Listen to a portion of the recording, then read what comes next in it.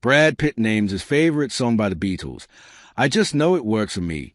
When he isn't busy driving Formula One cars at ridiculous speeds, doing films with Quentin Tarantino, or quite publicly getting divorced, Brad Pitt likes to listen to music.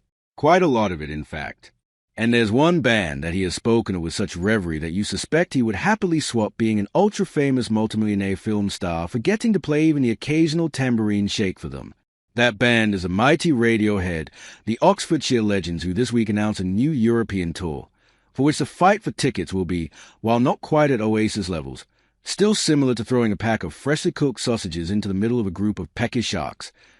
Pitt has talked on several occasions of the esteem he holds Radiohead and their singer Tom York in, and it's basically as though they were untouchable musical deities, sent down from heaven to supply the world with.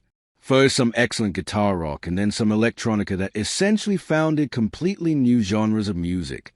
The Fight Club actor even wanted York to soundtrack that film and sent Mrs. along with Ed Norton to try to convince him, but to no avail.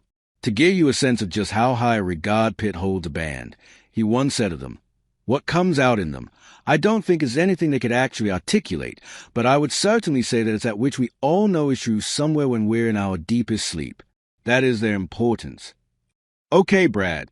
If there's a previous equivalent to Radiohead, though, a group that combined experimentation with mass popularity, then it's surely the Beatles, a band that Radiohead bassist Colin Greenwood has cited as a big influence on them, especially while recording the astonishing 1997 album OK Computer.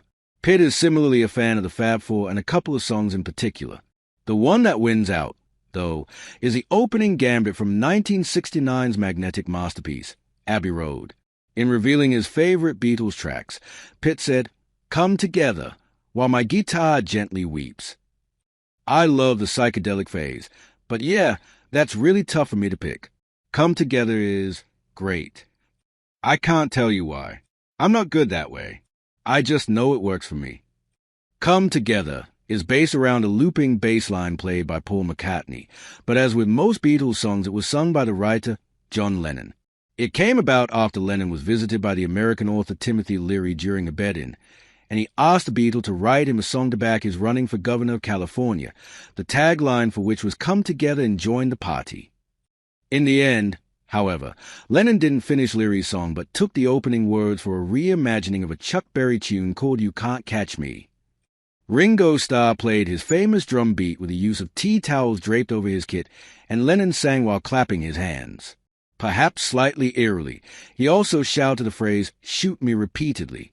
Pitt, meanwhile, has been increasing the amount of producer roles he takes on with his company, which worked on huge Netflix smashes Adolescence and Baby Reindeer, expanding into Europe. In another musical tie-in, he serves as executive producer on the forthcoming documentary about the late great singer-songwriter Jeff Buckley, named It's Never Over, Jeff Buckley.